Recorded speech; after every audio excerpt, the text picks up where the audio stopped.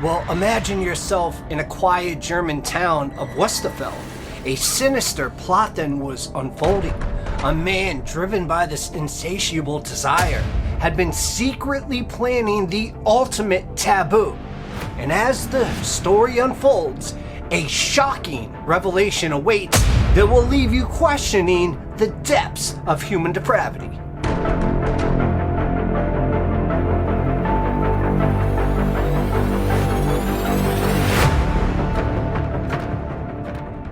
Welcome to Mystery Files. Arwen Muse, a seemingly ordinary 52-year-old computer technician, had been living a life of solitude in his secluded farmhouse. And to the outside world, he appeared to be this quiet and unassuming individual. But beneath the surface, a dark obsession had been festering in himself for years. You see, in 2014, Muse began his search for a willing victim on the internet. You see, he frequented these cannibalism forums and websites and seeking someone who shared his twisted desires. And astonishingly, he found a volunteer, a 27-year-old man who had agreed to be killed and then eaten. Clearly, Muse was enthralled by this information, so he meticulously planned the encounter, preparing his farmhouse for the gruesome ritual. And when the day finally arrived, the volunteer traveled to Muse's home, ready to fulfill their macabre agreement. And as the two men cordially just sat down for their last meal together, this kind of eerie calm went all around the house.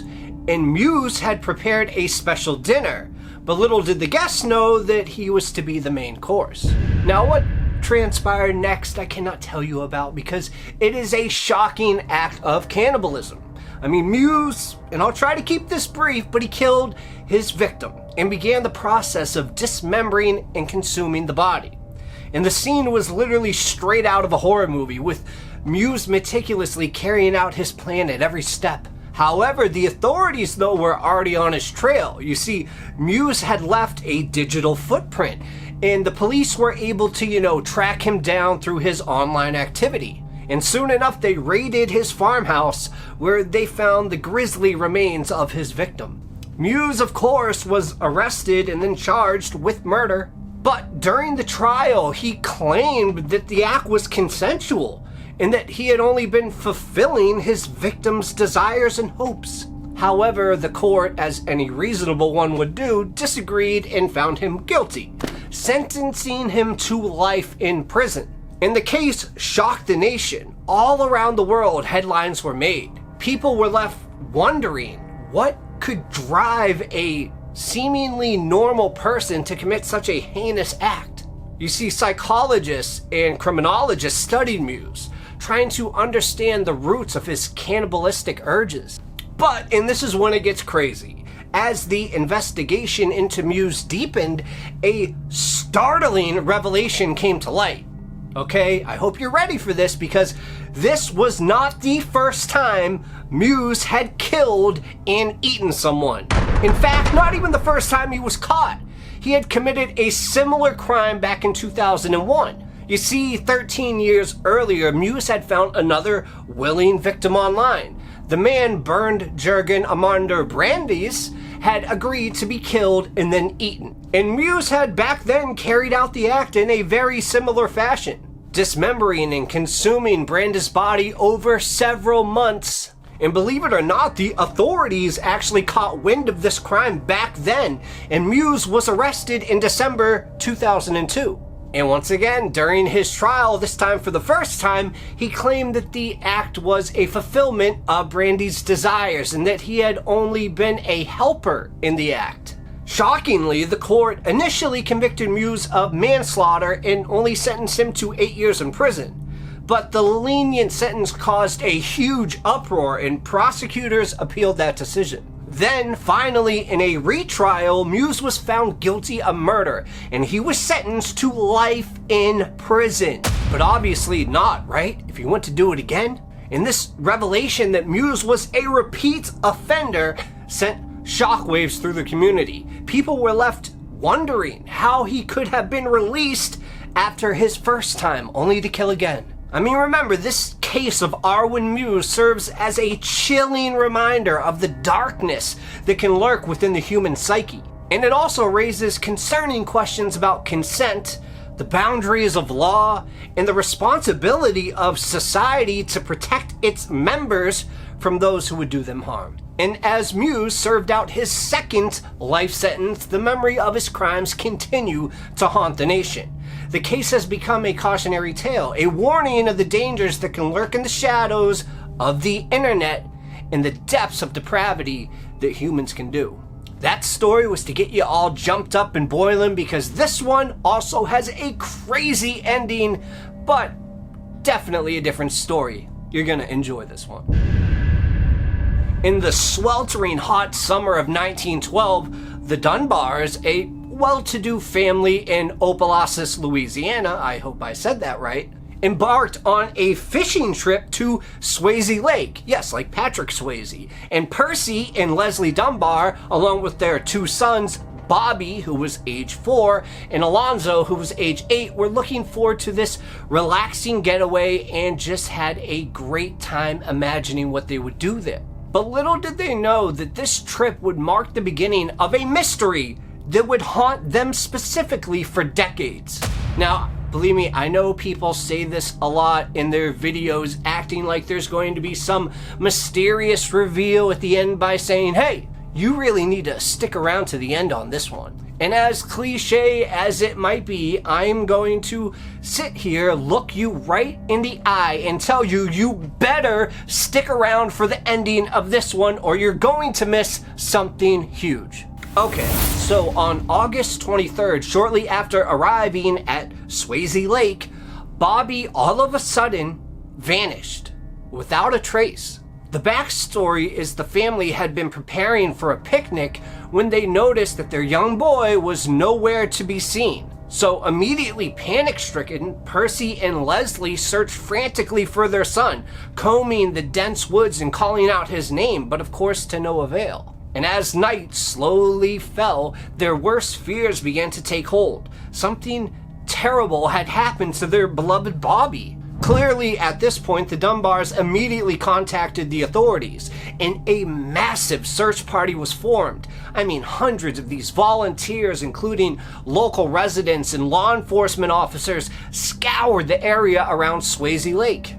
And they even had to dredge up these murky waters, hoping that Bobby did not drown. And as these excruciating days that I'm sure would be every parent's worst nightmare turned into weeks, and the search expanded to neighboring towns and parishes, but there was still no sign of the missing child.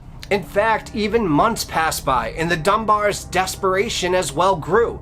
They offered a substantial reward for any information leading to Bobby's safe return. And the case generated national attention. I mean, newspapers all across the country ran stories about the missing boy, and the Dunbars received countless letters of support and encouragement. And despite the outpouring of sympathy, however, there were no solid leads, and hope eventually began to fade. But then, an entire 8 months after Bobby's disappearance, a glimmer of hope emerged. You see, in April 1913, way before, digital cameras and we can track them and this and that, a traveling handyman named William Cantwell Walters was found with this young boy who bore a striking resemblance to Bobby Dunbar. But this boy, who Walters claimed was his nephew, named Bruce Anderson, was discovered in Mississippi, which was over 100 miles from where Bobby had vanished. But at this point, the Dunbars, just, desperate for answers, traveled up to Mississippi to see if it was their child for themselves.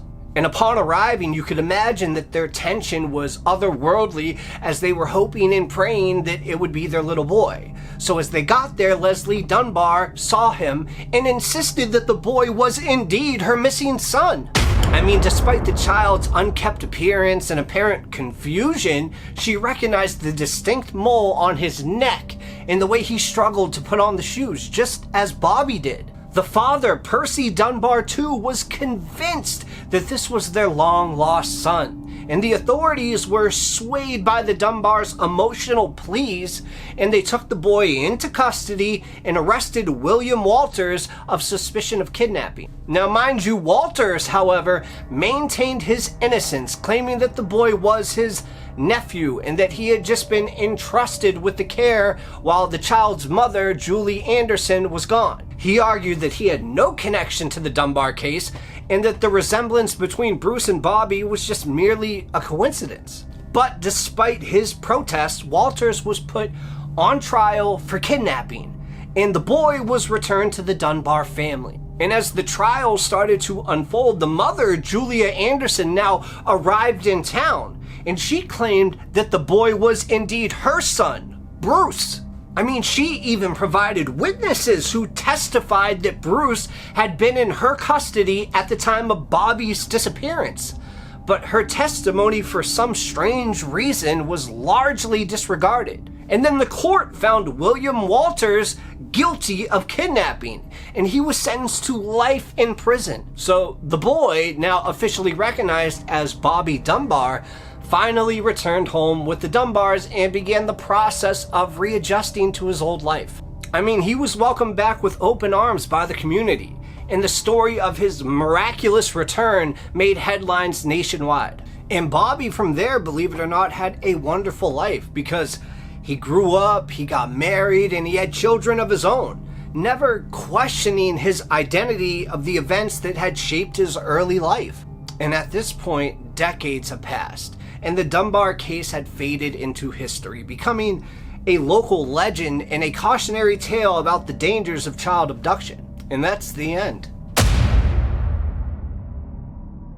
Just kidding. Like I said before, you're going to want to stick around for this end. And if you like these stories so far, please make sure to give a thumbs up, hit that like button right now. It would truly mean a lot. Thank you. However, the story takes a crazy turn when almost 90 years later, in 2004, a shocking revelation came to light that would forever change the narrative of Bobby Dunbar's disappearance. And this is because Margaret Dunbar Cutright, who was Bobby Dunbar's granddaughter, began to, sleuth and investigate the case after hearing rumors that her grandfather might not be the real Bobby Dunbar. So she tracked down the descendants of William Walters and Julia Anderson and persuaded them to undergo this DNA testing. Remember Julie, the mother, saying, "Hey, that's my son," and the court saying, "No, it's not," and William, who had to go to jail for years because of this. Yeah, those two people. Well, guess what? The results were stunning. The boy,